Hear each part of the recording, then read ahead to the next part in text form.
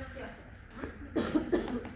Así que nada, lo de siempre, no es para que se asusten, la idea es que aprendan y que retengan los conceptos. Dudas que tengan, las hagan, porque después pasan todos los años, año tras año, de que se hacen preguntas muy sencillas, básicas, que tienen que saber en los exámenes, y contestan cualquier cosa. Sí. Profe,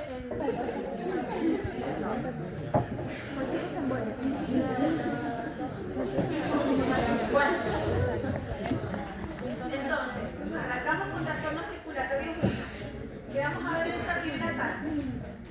Vamos a ver edema, concepto, ¿no es cierto? Hiperemia, congestión, hemorragia y shock.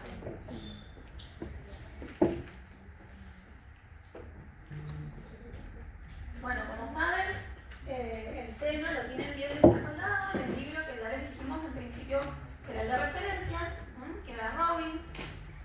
Así que lo ideal es que lo consulten, aunque sea una leída, para que les quede cerrado el tema. Bien, antes de hablar de los conceptos de cada uno de los temas, un breve repaso. Bueno, ustedes tienen este año fisiología normal, ¿no es cierto? Y entiendo probablemente que este tema todavía no ven la parte normal, o ya han visto algo. Bien. Entonces, como estamos viendo lo patológico antes de lo normal, es obvio que van a tener muchas dudas y hasta ciertas palabras les puedan resultar incomprensibles. Términos médicos.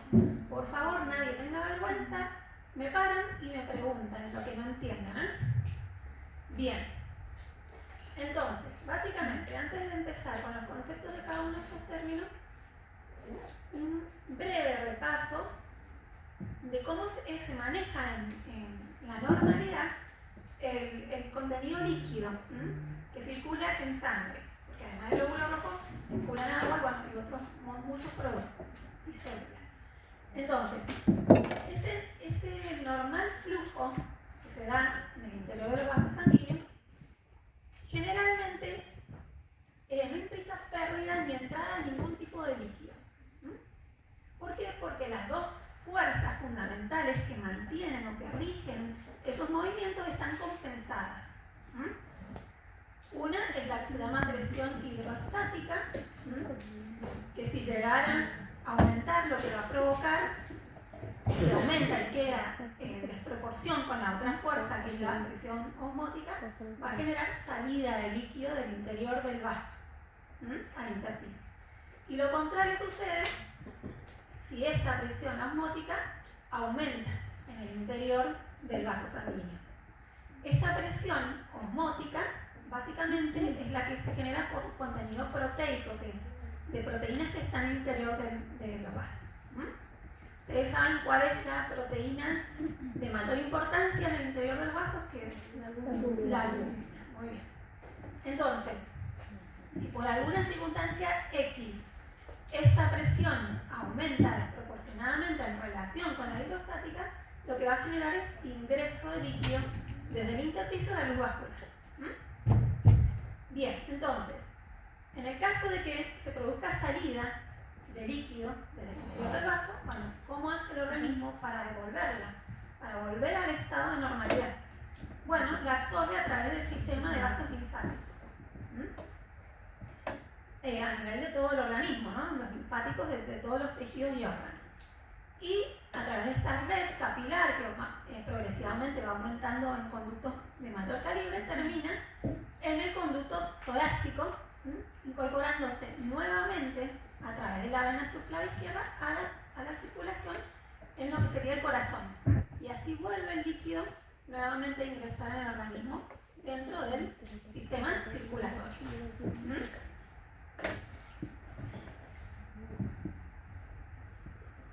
Bueno, entonces, sabiendo eso, arrancamos con edema. ¿Cómo definimos el edema? El edema es un aumento patológico, es decir, no es normal, de líquido en el espacio intersticial y o en las cavidades serosas. Llámese esto la cavidad pericárdica, la cavidad pleural, la cavidad abdominal, revestida por el peritoneo. Bien, ¿cómo clasificamos a estos edemas? Básicamente de dos maneras, de acuerdo a la extensión. Podemos tener edemas localizados o edemas generalizados, es decir, el organismo completamente tiene edemas a todo nivel. Lo habitual es que el edema sea localizado. ¿Dónde se ve comúnmente ese edema localizado? Y en las porciones declives, que se le llama. Declives, ¿por qué? Porque están sometidas a la acción de la gravedad. Entonces, para una persona, por ejemplo, que tenga varices, una patología tan frecuente de ver, y que la varices por sí, por un mecanismo que enseguida vamos a ver, genera un problema en el retorno venoso y desequilibra estas fuerzas que vimos recién, favorece la generación de edema. Bueno, ¿qué tipo de edema? Como dijimos, declive. ¿Qué significa eso? Que está influido por la gravedad. Entonces, si esta persona que tiene varices pasa muchas horas del día de pie, bueno, ¿dónde va a tener ese fundamentalmente ese edema? En los pies, tobillos, en las piernas. Si esta persona no puede de pronto caminar, tiene la misma patología, pero de pronto no deambula todo el día y pasa la mayor parte del día acostado, y bueno, ¿dónde va a tener ese edema? En el sacro.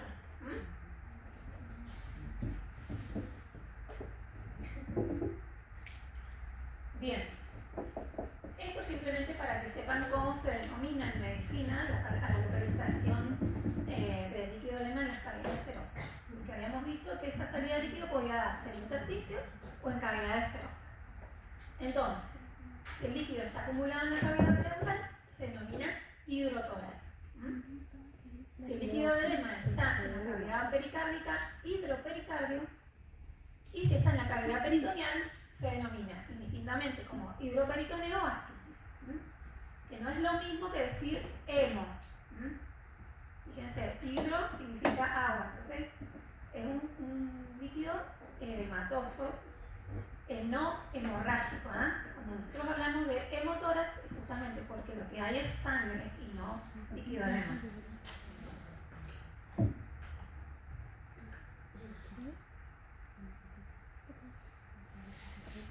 Bueno, esto es para que tengan un ejemplo. Básicamente no lo van a ver muy bien porque los colores no son idénticos a los de la computadora, pero fíjense, esta es la foto del tórax de un bebé. El tórax está abierto, fíjense, porque a este nivel está seccionada toda la que es la parrilla costal. Este es el corazoncito, y fíjense la importancia en este caso, el derrame es hemorrágico. Hay sangre, y esto que provoca, de acuerdo a las dimensiones de que tenga este edema, la probabilidad del colapso de los pulmones, que es lo que ha provocado en este caso. Fíjense que apenas se ven ahí los pulmoncitos. Este derrame le ha ganado la expansión pulmonar y este bebé no pudo respirar producto de eso.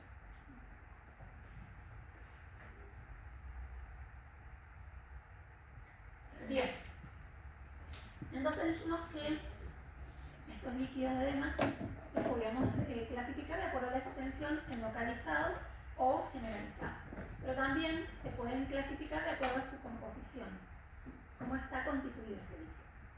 En dos grandes grupos tenemos los trasudados y los exsudados. Los trasudados son líquidos claros, ustedes macroscópicamente lo ven, son líquidos claros. ¿Por qué? Porque tienen pocas proteínas, tienen pocas células, y básicamente en qué situaciones se produce este tipo de edema. Cuando tenemos un aumento en la presión hidrostática o disminución en la presión colodiosmótica. Ejemplos de patologías que en la vida cotidiana provocan esto: la insuficiencia cardíaca o insuficiencia renal, la insuficiencia hepática o distintos tipos de malnutrición. Bien, eso en cuanto a trasudado. Y después teníamos los exsudados. Este tipo de derrame es característico que se presenta en los Y a diferencia del líquido anterior, fíjense, todo opuesto, es un líquido turbio. Ya no es claro. ¿Y por qué? Porque tiene muchas proteínas y también tiene células. Y acá el mecanismo de producción, fíjese que es diferente, no es como este en donde, bueno, simplemente era debido a un desequilibrio de fuerzas, sino que acá lo que se altera directamente es la permeabilidad del vaso. O el proceso inflamatorio con todo lo que implica la inflamación, liberación de citoquinas, mediadores químicos, que después lo vamos a ver en el teórico, en donde nos toque ver inflamación aguda. ¿Alguna duda?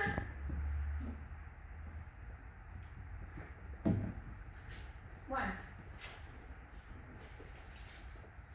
esto, con este cuadro simplemente intentar explicar cuáles son los mecanismos fisiopatológicos, es decir, cómo cada tipo de edema llega a producirse. Es un poco repetir lo que habíamos dicho. Hay patologías o situaciones en donde básicamente el edema va a responder a esto, a una presión, a un aumento de la presión hidrostática. Ejemplos, bueno, cuando tengamos alterado el retorno venoso en cualquier tejido o órgano, o a nivel general, por una insuficiencia cardíaca derecha, por ejemplo, o cuando tengamos dilatación arteriolar. También va a poder deberse a disminución en la presión coloidosmótica. Este es un ejemplo típico cuando tenemos cirrosis hepática, debido a la insuficiencia del hígado, entonces hay menos generación de proteínas y se favorece la generación de edema a través de este mecanismo. También puede generarse líquido edema a través de cuadros obstructivos de la red linfática, que era la que se encargaba, ¿se acuerdan?, de restituir ese líquido extravasado a la circulación. Y esto podría verse en el contexto de tumores o luego de cirugías. También puede deberse a retención de sodio, y esto sobre todo verse en el contexto de insuficiencia renal, cuando hay ingesta de sal en insuficiencia renal. Y por último, los cuadros inflamatorios, ya sean agudos o crónicos.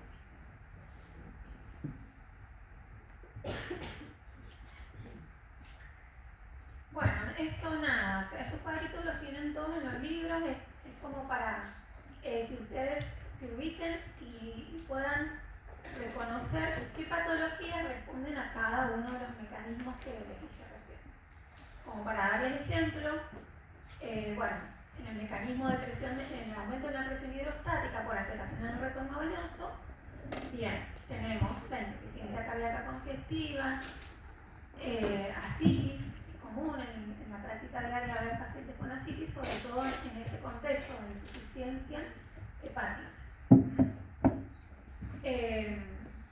Y respecto a la dilatación arteriolar, bueno, también por calor o de regulación neurohormonal.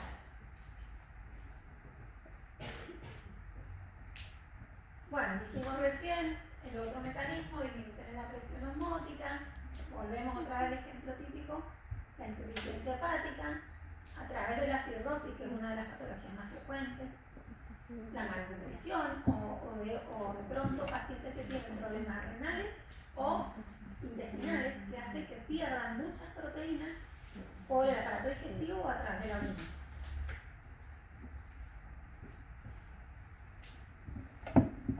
El otro mecanismo que habíamos dicho era la ingesta excesiva de sal en el contexto de insuficiencia renal, como lo más frecuente. La obstrucción linfática, que les dije, les di los ejemplos de la neoplasia y luego de una cirugía, pero también puede darse después de un tratamiento de irradiación o un cuadro inflamatorio. Y bueno, la inflamación que les había mencionado. Bien, hasta ahí se entiende todo. Bien, entonces ahora, nosotros vemos anatomía patológica. Implica que todo esto de lo que hablamos tenemos que verlo y deducirlo en un corte histológico. Entonces, ¿cómo vamos a ver el edema? En la microscopía. A eso se refiere la morfología. Bueno, simplemente, obviamente, saber que el edema lo van a poder encontrar en cualquier órgano o tejido, no es privativo de un sitio en particular. Pero en la práctica es mucho más frecuente de verlo notoriamente en lo que es el tejido celular subcutáneo, el pulmón, incluso en el cerebro. En el tejido celular subcutáneo, sobre todo con los edemas de Clive que les expliqué recién, y el edema periorbitario, es decir, alrededor de los ojos, eso significa periorbitario, muy común de ver, sobre todo en la población pediátrica, porque es frecuente que se dé entre los problemas renales, como una expresión de problemas renales. En el pulmón, generalmente, obviamente ustedes no lo van a ver porque es un órgano interno, pero en un cuadro típico como es el edema agudo del pulmón, que complica varias patologías cardíacas, se van a encontrar con que ese pulmón va a tener un aumento del peso lógico porque tiene edema. Y al corte, si tuvieran la posibilidad de tener un caso de autopsia, porque esa es la única forma en la que podrían ver un pulmón en sus manos, van a notar que en el corte de sección que hacen va a salir del pulmón un líquido que tiene una característica particular, que es espumoso y tiene una ligera coloración rosada. Y eso traduce, ya desde lo macroscópico nada más, la presencia del edema. Ustedes pueden intuir que van a encontrar después en la microscopía en ese pulmón a partir de esos hallazgos. A nivel cerebral, ¿cómo macroscópicamente pueden intuir que hay edema cerebral? Y porque van a ver que las circunvoluciones están distendidas, están ensanchadas y a la vez aplastadas, como achatadas, no es la superficie convexa habitual de un cerebro. ¿Por qué? Porque el edema justamente expande el órgano, pero bueno, el órgano está contenido en una caja rígida, como es la que le da el cráneo. Entonces, ese freno que le da el cráneo en la expansión hace que tenga esa modificación. Bien. Bueno, esto simplemente desde la clínica, como ustedes pueden poner de manifiesto, edema en los miembros inferiores. Es lo que en medicina se denomina signo de Godet. ¿Cómo se logra? Siempre a través de la compresión sostenida por unos segundos sobre una superficie dura que habitualmente es un hueso. Entonces se toma en general en sitios particulares, como a nivel de los tobillos, en la cara anterior de la pierna, ejerciendo presión sobre la tibia. Y clásicamente, si hay líquido edema, esa depresión que uno provoca con la presión sostenida hace que quede la depresión, que no vuelva inmediatamente, entonces queda esta depresión que señala la presencia de líquido de edema.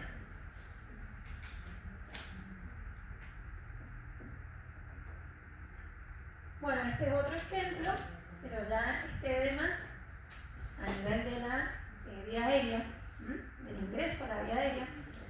No sé si lo alcanzan a percibir, no creo muy bien, pero esto que ven acá es la epiglotis, el cartílago que cierra habitualmente cuando uno ingiere alimentos para evitar el paso a la otra vía,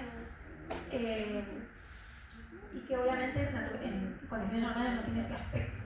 Está muy edematosa, fíjense, hinchada, a la vez tiene una coloración roja dada por la congestión. Eso no es lo habitual, es que se vea rosada, blanca.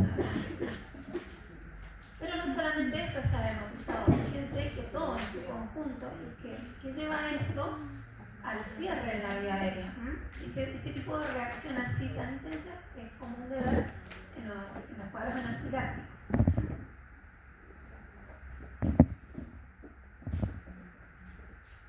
Bueno, y yéndonos específicamente a lo que ustedes van a ver en la práctica, el edema, en este caso localizado, obviamente, a la encía.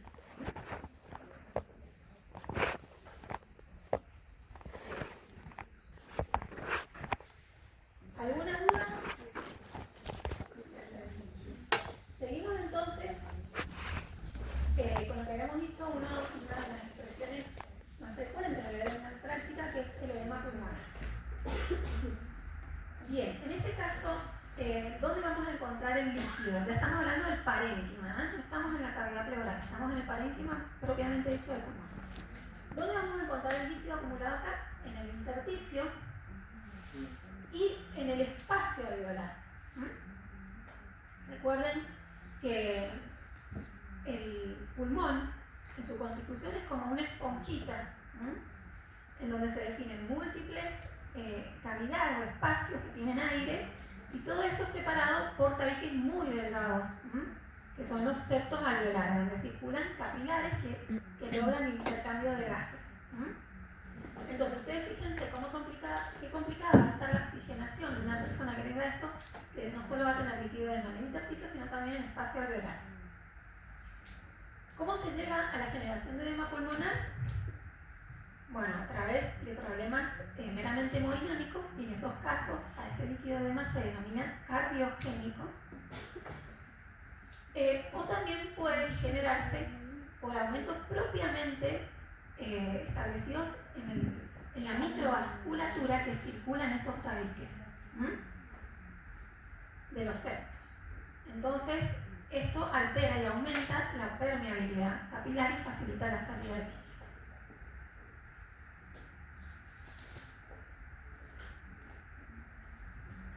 Bueno, si tienen la oportunidad de ver alguna placa radiográfica con un paciente en el que se sospeche que se está instalando líquido de edema, bueno, lo que se van a encontrar es con esto.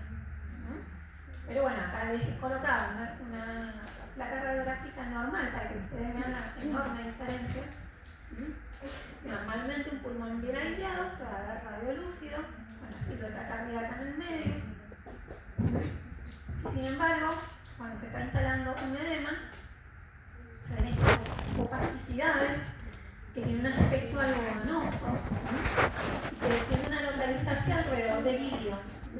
Los ilios es el lugar donde tiene la salida todo el conjunto del paquete vascular del órgano. Bien, tienen esa tendencia y bueno, en medicina se dice que se disponen en alas de mariposa.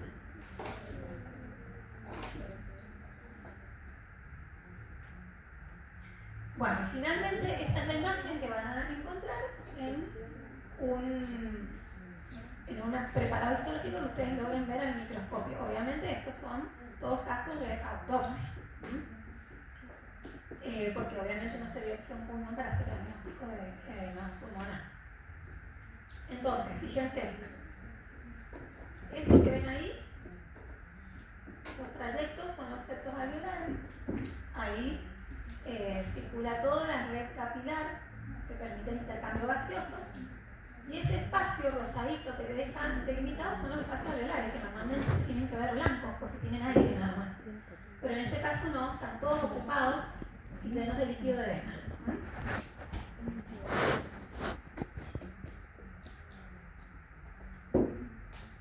Bueno, dos palabras de lo que es el edema pulmonar hemodinámico o cardiogénico que les había nombrado en principio.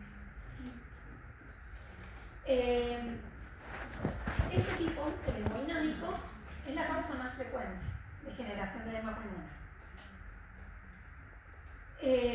Puede darse por aumento en la presión hidrostática, en el contexto de insuficiencia, o sea, el corazón no está funcionando como corresponde, entonces tiene una insuficiencia cardíaca completiva izquierda, sobre todo el corazón izquierdo, las cámaras izquierdas, aurícula y ventrículo izquierdo, no están funcionando como corresponde. Entonces promueven el desarrollo de este tipo de edema. Inicialmente es habitual encontrarlo, o sea, si pongamos que tenemos un paciente en el que estamos sospechando eso y se le está instalando en sus primeras etapas el líquido de edema, ¿dónde lo vamos a ubicar ese edema en una placa radiográfica? En las bases, en los lóbulos inferiores del pulmón. Siempre lo vamos a ir a buscar ahí cuando está arrancando, porque la placa que yo les mostré recién es de un edema ya bien instalada. Bien, entonces en la histología, ¿qué van a ver? A nivel de los septos, los capilares que están congestionados, eso significa ingurgitados, están más dilatados de lo normal. El precipitado intraalveolar no es más que lo que vieron recién, ese líquido rosado dentro de las luces alveolares. Pueden haber microhemorragias, porque se dañan vasos, y la presencia de hemosiderófagos. Justamente, ¿qué significa esto? Son macrófagos que una vez que salieron una pequeña cantidad de glóbulos rojos al espacio alveolar, los fagocitan y los degradan. Bien, esto en el caso de una instalación aguda. Para los casos, porque puede suceder que tengamos una insuficiencia cardíaca que no lo descompensa del todo al paciente, pero igual tiene un leve edema pulmonar y puede subsistir así durante un tiempito. ¿Qué pasa? Si no se le resuelve el cuadro a ese paciente, ese líquido de edema que está ahí dando vuelta y no se resuelve, lleva a esto, a que cada vez ese pulmón tenga mayor cantidad de hemosiderófagos porque está permanentemente intentando limpiar esos glóbulos rojos que se están saliendo dentro de los vasos, y a la vez la pared de los alvéolos, que son normalmente muy delgaditas, empiezan a ensancharse por fibrosis, con todo lo que eso implica para el intercambio gaseoso. Se altera, a este paciente no le va a resultar tan fácil respirar en esas condiciones.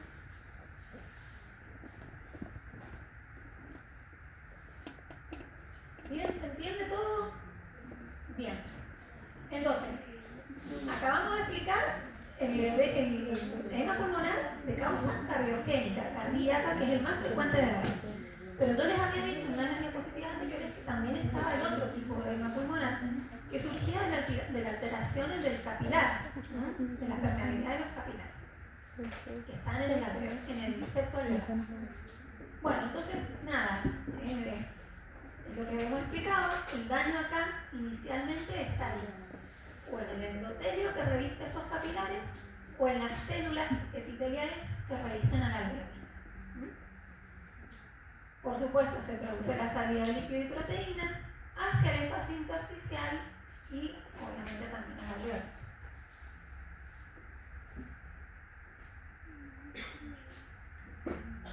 Bien.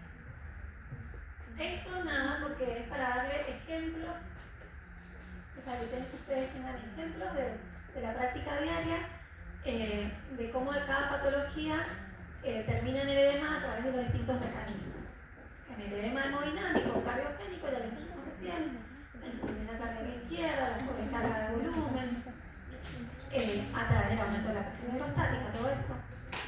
Los que actúan por disminución de la presión osmótica son mucho menos frecuentes, fíjense. Y acá tenemos distintos ejemplos, problemas renales, hepáticos.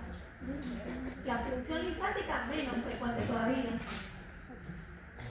Y el edema que se genera por lesión de la microvasculatura del tabique alveolar, bueno, ejemplos, de lesiones directas o indirectas. De lesiones directas, infecciones, una neumonía, por ejemplo, que es tan común de ver, sobre todo en estas épocas. Puede terminar una neumonía generando un edema agudo de pulmón por este mecanismo, porque daña directamente el endotelio o el revestimiento epitelial del alveolo. De manera indirecta, también pueden terminar dañados por grandes quemados, gente que de pronto en contexto de un incendio tiene mucha superficie de su cuerpo quemada, o en los casos de septicemias o sepsis.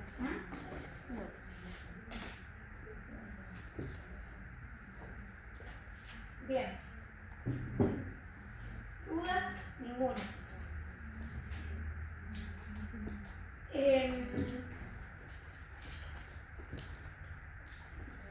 Lesión pulmonar aguda o síndrome de dificultad respiratoria aguda.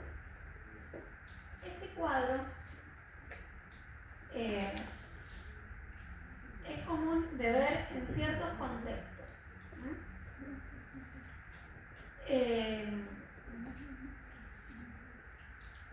Y pueden generar edema, pero por mecanismo no cardiogénico. Justamente por eso, porque se aumenta la permeabilidad vascular pulmonar, frente a la inflamación, generando muerte del epitelio y del endotelio. Este tipo de cuadro en particular fue muy común, fue una cuestión de todos los días en la pandemia. Es un cuadro grave de dificultad respiratoria súbita, cursa con hipoxemia e infiltrados pulmonares, pero sin insuficiencia cardíaca, que es lo que habitualmente está en la práctica. Esto no es lo que se ve habitualmente, pero bueno, muy frecuente de ver en esa época.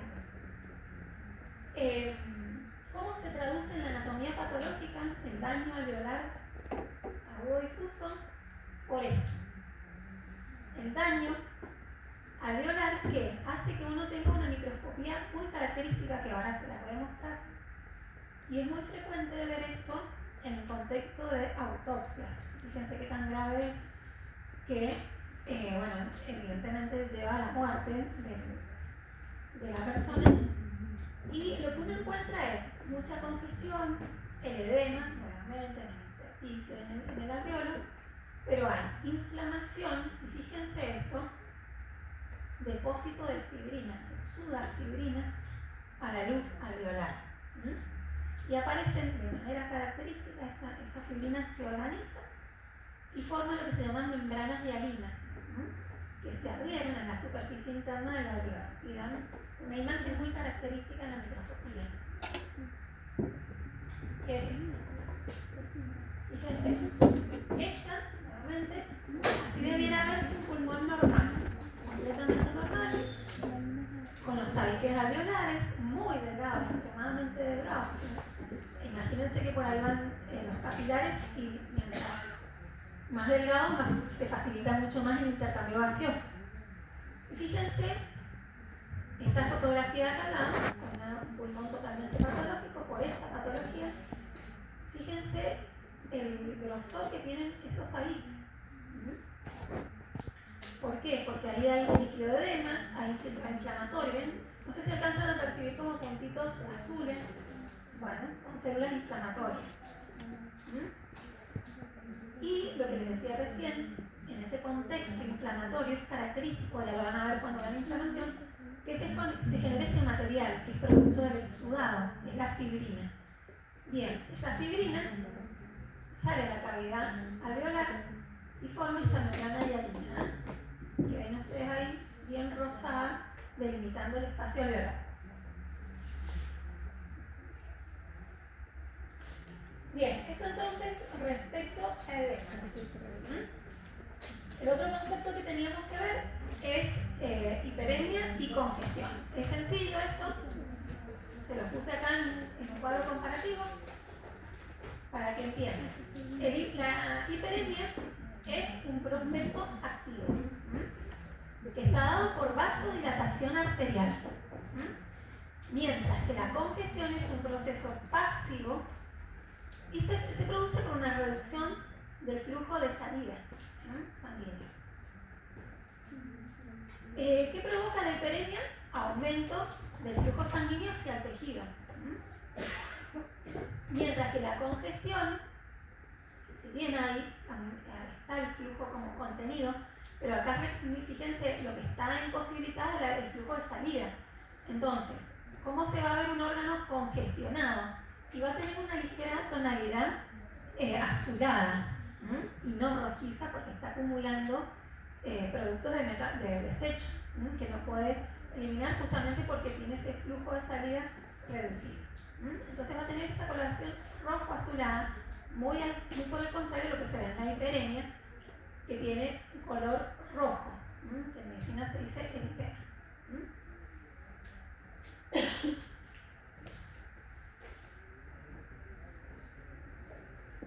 Bien, esto aplicado a la práctica diaria, y sobre todo en un órgano vital como el pulmón, se puede traducir en dos situaciones. Podemos decir que un pulmón tiene congestión aguda porque va a tener un cuadro caracterizado con capilares ingurgitados o congestivos, como les expliqué recién, edema en los tabiques y hemorragia dentro de los alveolos, pero focal. Ahora, cuando esta situación se mantiene crónicamente con el tiempo y no se resuelve, lo que les había dicho recién, aparece fibrosis. Esta es la respuesta que tiene el organismo frente a esta situación no resuelta. Aparece la fibrosis, los tabiques se engrosan y en los alvéolos el número de hemosiderófagos que podíamos llegar a ver acá, que era reducido, aumenta notablemente.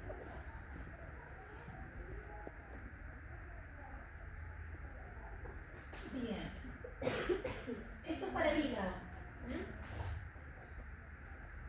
Estos serían los órganos claves a evaluar en el contexto generalmente de autopsias para saber si esa persona o esos órganos en particular estaban sometidos a proceso congestivo agudo.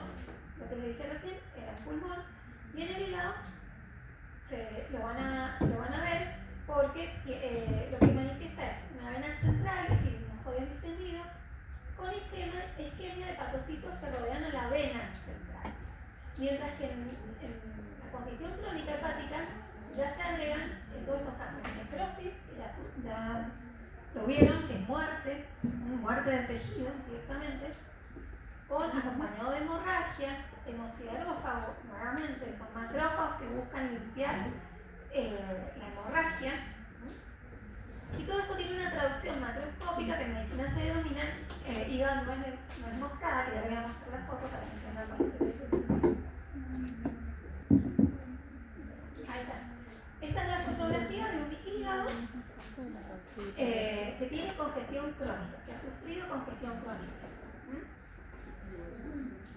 No sé si lo alcanzan a percibir en esta foto, ese puntillado, una mezcla entre un fondo rosado pálido y el puntillado rojizo. No sé si alguna vez también han oído de una nuez moscada, como se ve, pero es similar.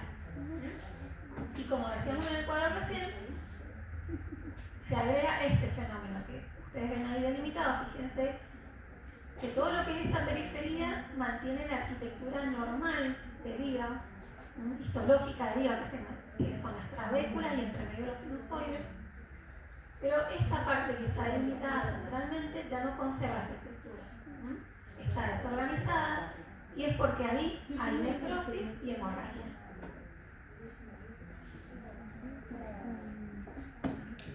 Bien,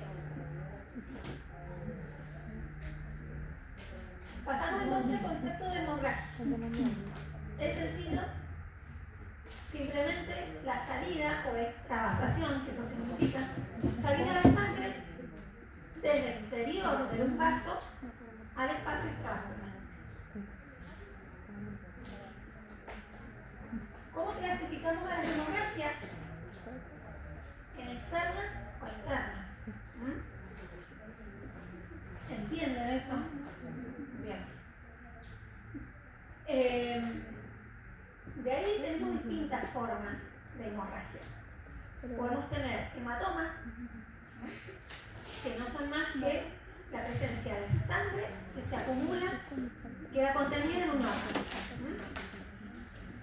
Esto puede tener distinta gravedad de acuerdo en dónde se produzca el hematoma. Por ejemplo, una situación grave es un hematoma retroperitoneal. Sobre todo en este contexto, ante la presencia de un aneurisma y secante de aorta, una patología no tan frecuente de ver, pero que es mortal. Y muy frecuente en el contexto de pacientes hipertensos crónicos, que a su vez tienen sus vasos, sus arterias enfermas con placas de ateroma que se van dañando, que se van volviendo rígidas, porque eso es lo que provoca la placa de ateroma, y en algún momento se daña, la placa se rompe y la sangre que normalmente circula dentro de la aorta, que circula a una presión importante, busca esos escapes de superficie dañada y empieza a circular en el interior mismo de las capas de la aorta. ¿Entienden? Eso es una disección, que es un cuadro gravísimo. Bueno, como dice acá, otra forma de ejemplo de sangre acumulada en cavidades puede ser un hematómetras, Bueno, es sangre, tiene un cuadro grave también, sangre que se acumula en el interior del útero.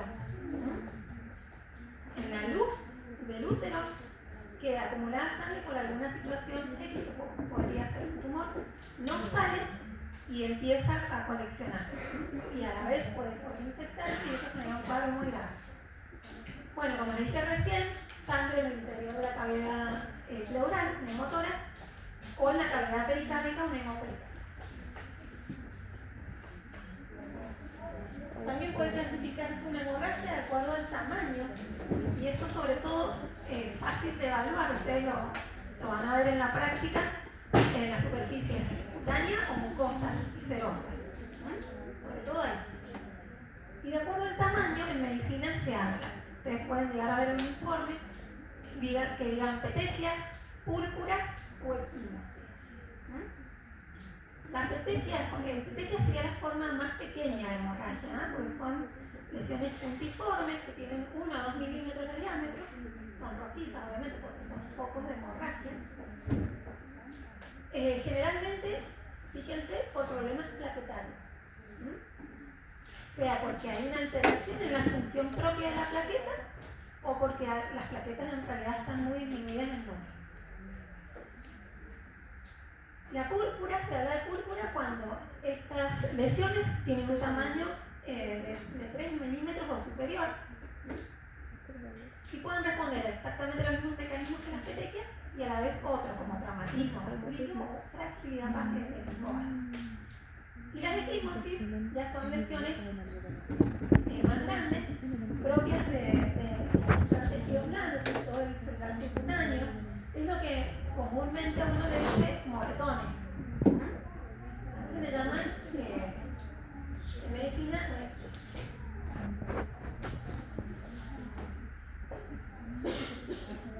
bueno, nada, ejemplos para que ustedes vean.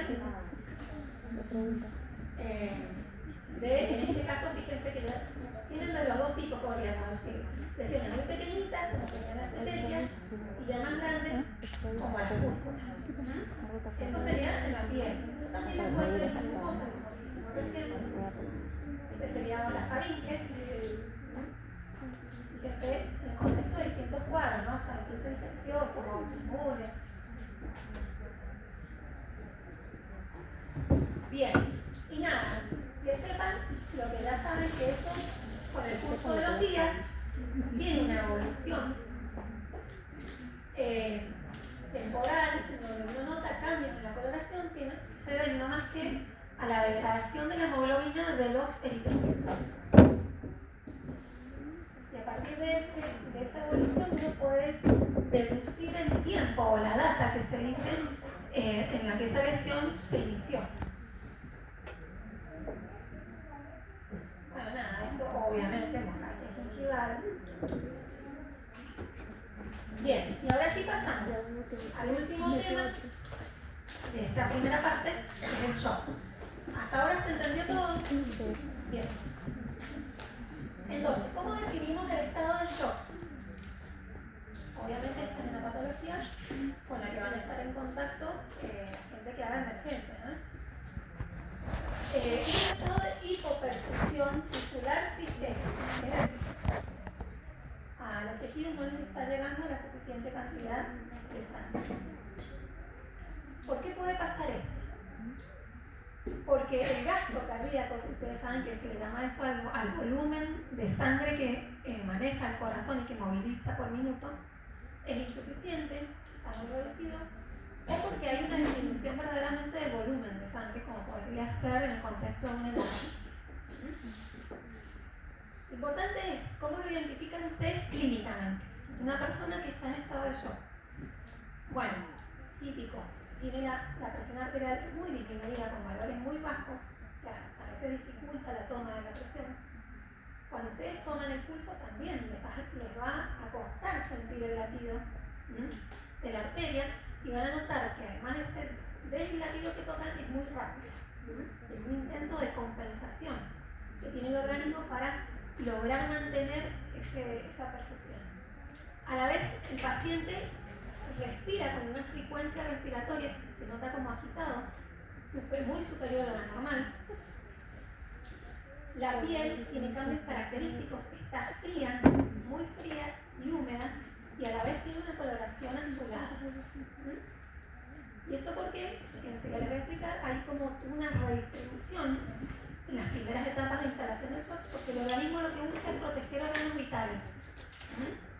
Entonces, le quitan perfusión a órganos periféricos, como la piel, y se tiene esta traducción. Bueno, lo importante de todo esto es que si uno no interviene y intenta corregir este cuadro, el cuadro evoluciona, y evoluciona hacia una fase irreversible.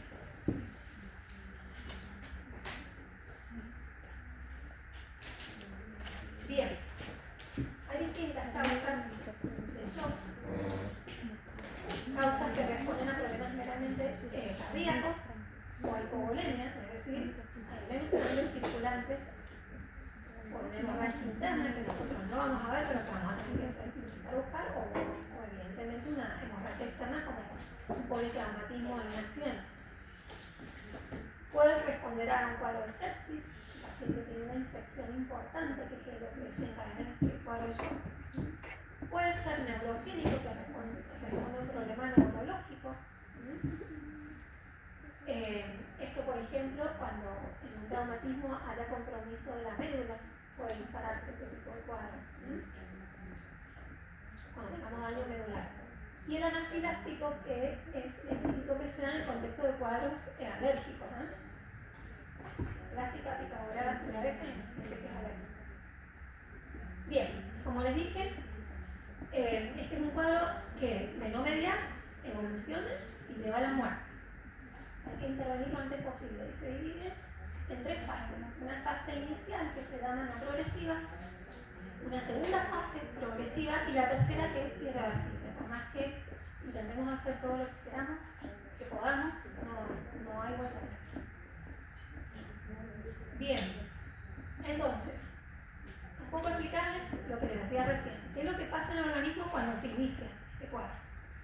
Y el organismo intenta mantener el gasto y la presión arterial. Entonces se dispara, ya lo dijimos recién, hay taquicardia, hay vasoconstricción periférica, por eso tienen la piel pálida y cianótica, y el organismo intenta conservar la perfusión de órganos claves. Por ejemplo, conservar los líquidos en los riñones, el corazón.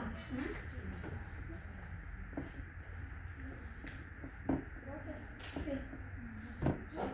Tengo una duda. O sea, ¿cuál es la diferencia de esto y la isquemia, por ejemplo? Este es un cuadro sistémico que va a involucrar a todo el organismo. Por eso es tan grave. En la isquemia, en general, la isquemia en general está confinada a órganos puntuales. No quita que tampoco se produzca isquemia acá, pero en este contexto de baja perfusión global, acá está comprometido todo el organismo. Bien, entonces después de la fase inicial, en donde se disparan mecanismos que intentan compensar este problema, el típico sistema que se dispara y intenta solucionar esto es el sistema nervioso simpático. Se instala luego entonces la fase progresiva. Y esto, entiendo, lo habían visto cuando vieron lesión celular, los mecanismos a los que queda sometida la célula cuando cae el oxígeno. ¿Qué hace la célula para subsistir? Porque básicamente ese es el problema, o sea, hay baja circulación de sangre, no hay un gasto suficiente cardíaco, bajo volumen, los órganos están mal perfundidos, y si yo no tengo un buen nivel de oxígeno en los órganos, entonces no le queda otra al organismo que entrar en esto, en glucólisis anaerobia, lo que es forzado a desviar el funcionamiento de las células a todas estas vías. Entonces, tenemos la instalación de la glucólisis anaerobia, como que ya ustedes vieron en esa clase, cae muchísimo la producción de ATP, que es una molécula vital para mantener un montón de funciones, entre ellas las bombas de membrana, sodio potasio, la de calcio. Entonces la célula entra en un cuadro de acidosis, se produce vasodilatación de las arteriolas, con acumulación de sangre ahí en la microcirculación. Y fíjense, terminamos hasta en esta posibilidad que es gravísimo esto, que es el riesgo de que incluso por esa baja de oxígeno se dañen las células endoteliales. Y cuando se daña la célula endotelial, ya lo vamos a ver en el práctico, en el teórico siguiente, se disparan otros mecanismos que promueven la coagulación. Y se instala este cuadro gravísimo que se llama coagulación intravascular diseminada, en donde hay ustedes pensarían, ¿y qué voy a encontrar en esta persona? La palabra me dice coagulación intravascular diseminada, ¿se coaguló toda la sangre adentro? No, al contrario.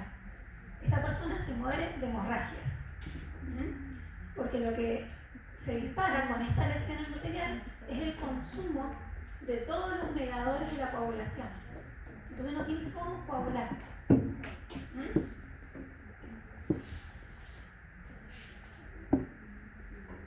Bueno, y por último la fase irreversible, en donde ya se instaló la lesión celular y no hay manera de remediarla, llegando a esto, que es lo peor, que es como dijimos, el ATP no tenemos suficiente nivel, no pueden funcionar las bombas, y bueno, y los lisosomas también tienen membranas, se rompen esas membranas, y ustedes ya saben que en el interior de los lisosomas hay enzimas, entonces que terminan digiriendo todo, y por eso la muerte celular. A su vez, producto de esto se deteriora en la conformación, obviamente ya los órganos blancos, los que tenían que proteger el organismo ya no funcionan, hay poca actividad contráctil del corazón, se suma, o sea, es una tras de otra, es un círculo vicioso que no permite la salida, porque fíjense, se instala a la vez un shock bacteriémico. ¿Por qué? Porque justamente como el intestino, como todos los órganos del cuerpo están mal perfundidos, esa mala perfusión del intestino que está sufriendo isquemia permite que pasen bacterias. Bacterias que ustedes saben normalmente están presentes en la luz del intestino y no pasan así nomás a la circulación. Están solo trabajando dentro de la luz. Pero en este contexto sí. Entonces pasa cantidad de bacterias a la circulación, agregando aún más este cuadro. Y por supuesto, en el contexto de la mala perfusión, el riñón sufre este cuadro que se llama necrosis tubular aguda, que hace que no pueda seguir funcionando.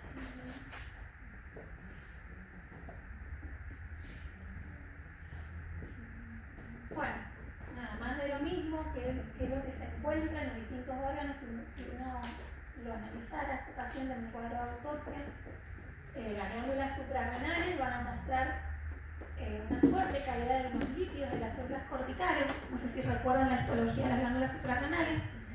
Habían distintas capas, una de ellas en las corticales, y estas células se caracterizan por tener lípidos en su interior, para lograr hacernos lo que normalmente hacen, que es sintetizar corticoides. Bueno, nada, simplemente esto pone en evidencia, si ustedes miran o analizan una célula renal de un paciente que tuvo un shock, van a notar ese cambio. Que estas células que tenían que tener lípidos ya no los tienen porque los usaron en exceso para sostener todo este cuadro. En el riñón, como les dije, van a encontrar necrosis tubular aguda, y en el pulmón van a encontrar daño alveolar difuso, que es la fotografía que les mostré recién, con el depósito de fibrina en la luz. La última diapositiva. Saber que este cuadro, vieron que les dije que había muchos tipos de shock, entre ellos el séptico. Bueno, todo esto, como les digo, frecuente ver en guardias, en terapias intensivas, pacientes críticos. Es un cuadro que cursa con una alta mortalidad del 20%, y acá están habitualmente implicadas bacterias, tanto gram positivas como gram negativas, incluso hongos. ¿Cuáles son las bacterias más comúnmente implicadas?